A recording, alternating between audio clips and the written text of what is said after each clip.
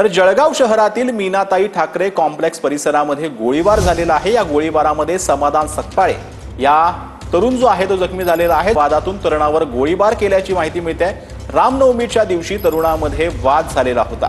रामनवमीच्या दिवशी झालेल्या वादाचा सीसीटीव्ही जो आहे तो समोर आलेला आहे।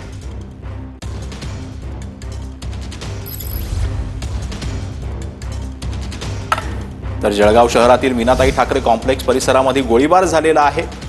जळगाव शहरातील मीनाताई ठाकरे कॉम्प्लेक्स परिसरामध्ये गोळीबाराची घटना आता समोर आल्याचं पाहायला मिळते। याचं सीसीटीव्ही देखील आता समोर आलेला आहे। महेंद्र सकपाळे हा तरुण जो आहे तो यामध्ये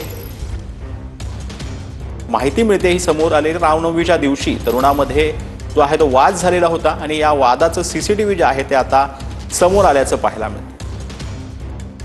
जुन्या वादातून तरुणावर गोळीबार केल्याची माहिती जी आहे ती आता समोर येते।